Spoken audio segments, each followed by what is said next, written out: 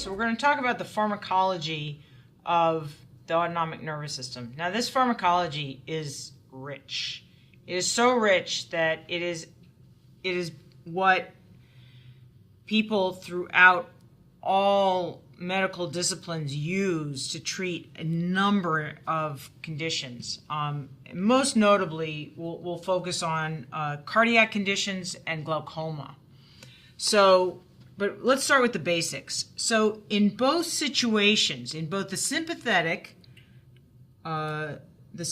system, which is right here, and the parasympathetic system, which is right here, these are two-chain systems. Instead of, as in the motor system, the skeletal motor system, there's one motor neuron that goes and innervates a skeletal muscle. One neuron, that does it. But these get to the target by two neurons. The first neuron sits in the central nervous system. We call it the preganglionic motor neuron.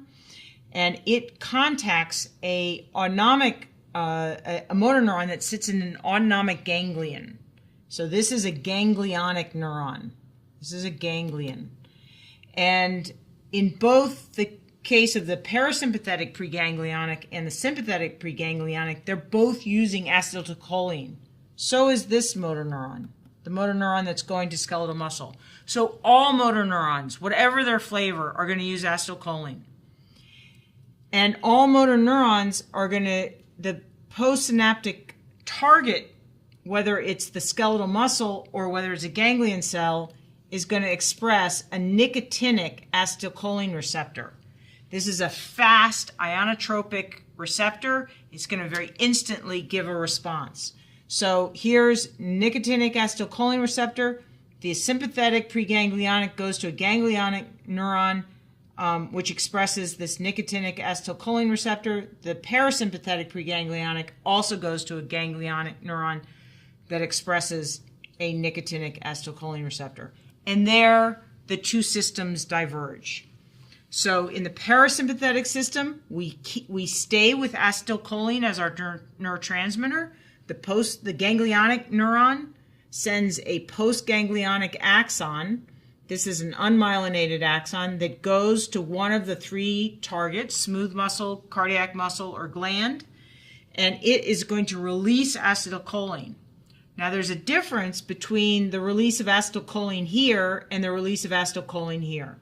And the difference is that the targets always are expressing metabotropic, very slow, indirect receptors.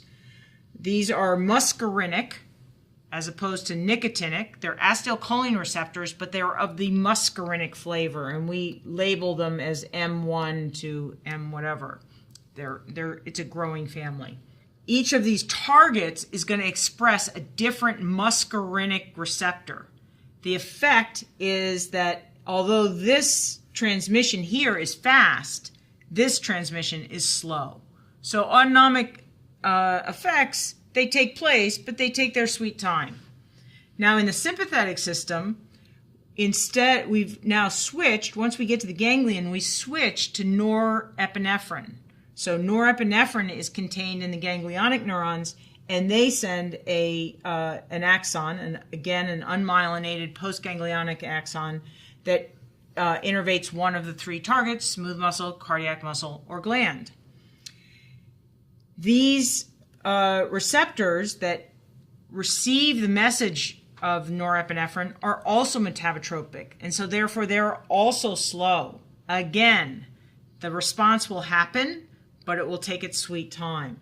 And so these metabotropic receptors that receive information from norepinephrine are called adrenergic receptors. So how do we treat things? We treat things by either imitating or blocking the postganglionic neurotransmitter. So, for instance, if we want to imitate a parasympathetic effect, we're going to give a drug that acts like acetylcholine, at muscarinic receptors.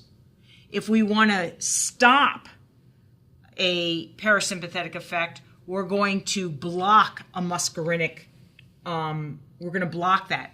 So things that act like them, like a neurotransmitter, are called agonists, and things that block the effects of neurotransmitters are called antagonists. So, for instance, if we wanted to decrease secretions are a very parasympathetic effect. We secrete stuff because we're going to go and try and digest stuff.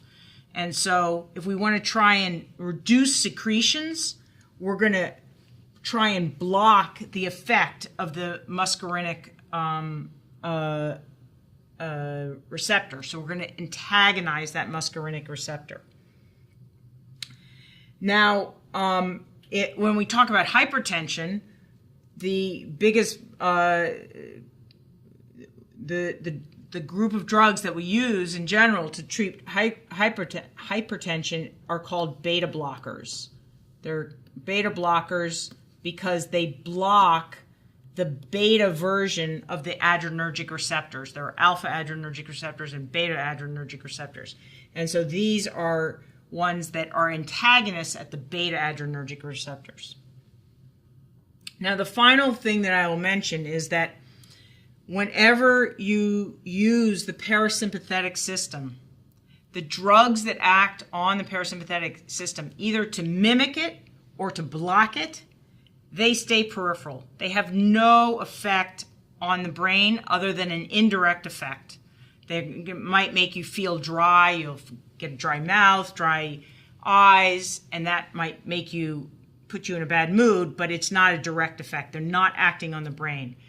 In contrast, drugs that act on the sympathetic system tend to also have psychotropic effects. They also act in the central nervous system.